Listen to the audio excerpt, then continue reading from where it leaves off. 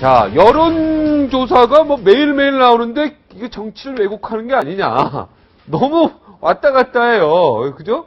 이거 보시면서 어떤 생각이 듭니까? 여론조사 이게 믿을 바가 되냐? 뭐 이런 이야기가 저희가 그래서 여론조사는 이제 추이를 보는 거죠. 사실상 이 후보가 어느 정도 지지를 갖고 있느냐 이런 추이를 보는 거고요. 이런 얘기가 있습니다.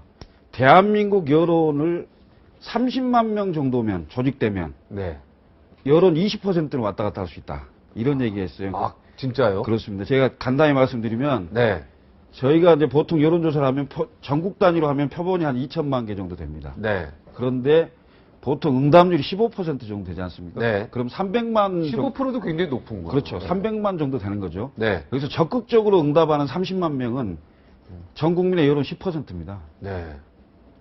노무현 대통령이 조직된 시민 30만, 조직된 시민 그 의미입니다. 그걸 뭐 그때 안빠라 그랬는데 뭐죠?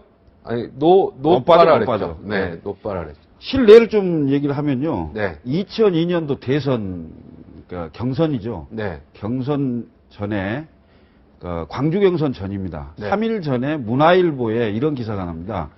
당시 야당 후보인 이해창 후보를 이기는 유일한 여당 후보가 노무현 후보라는 게 처음으로 뜹니다. 문화일보예요. 예. 광주 경선 전에.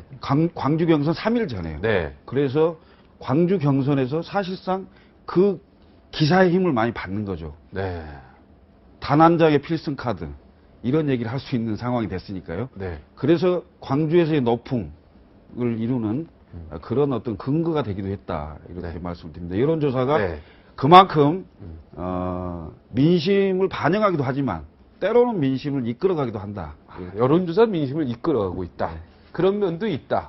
계속 매일매일 받아보시죠. 여론조사 결과 보면 엎치락뒤치락 하지 않습니까? 그렇죠. 예. 그럼 뭐 이거 헷갈려요. 네.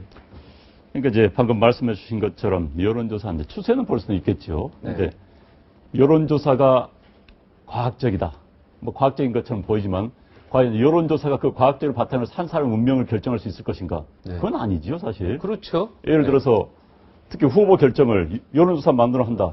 그런데 뭐 오차 범위가 플러스 마이너스 3이다. 그럼 6% 내에는 같다는 겁니다. 네. 그러면 예를 들어서 48대 52가 나왔다. 4% 됐다. 그럼 52%가 반드시 이겼다고 할 수 있느냐? 그건 아니지 않습니까? 그것도 오차 범위인데. 근데 이겼다고밖에 할 수 없는 게 또 현실입니다. 네. 그래서 여론조사가 과학적인 것 같지만 또 과학적이 않은 게 현실이고요. 특히 이제 여론조사는 처음에 탄생할 때부터 1930년대 탄생할 때부터 이게 논란이 많았었습니다. 그래서 네. 유럽 선진국에서는 여론조사 그래서 좀 늦게 상륙했습니다. 네. 과연 여론조사가 예를 들어서 여론조사 어떤 질문을 던졌을 때 사람의 마음이 내 마음 나도 몰라 그거 아닙니까? 네. 어떻게 질문 던졌을 때 어쩔 땐 이럴 수도 있고 이럴 수도 있는 겁니다. 그런데 답변은 예 아니오를 요구합니다. 예일 수도 있고 아닐 수도 있다. 그럼 이제 무응답을 한다. 그럼 무응답이 뭐냐? 무응답에 대한 연구도 사실 선행돼야 되는 겁니다. 그런데 우리나라에서 무응답에 대한 연구는 전혀 하지 않지요. 무응답은 그냥 무응답 빼놓고 한다. 거기서부터 문제가 되는 것이고요. 그 다음에 결국 이제 모 집단과 이 표본 집단과의 일치.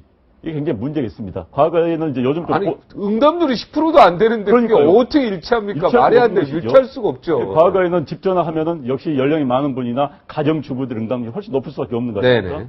과연 그 집단이 대한민국을 대표할 수 있는 것인가? 그런데 그러다 보니 이제 보정을 합니다. 네. 예를 들어서 표본이 1000명이다. 20대는 인구 비율로 따진다면 한 뭐 10%다. 그 20대가 응답을 한 5명밖에 안 했다 이겁니다. 그러면 20%에 맞게 해서 곱하기 몇을 합니다. 그 5명이 속된 말로 한국 사회 평균치의 사고가 아닌 아주 삐딱한 사고 가진 5명이 걸렸다. 그럴 수도 그럼 있죠. 곱하기 20 하실 때 그게 과연 20대를 대표할 수 있을 것인가? 이 말도 안 문제가 된다. 생겨요.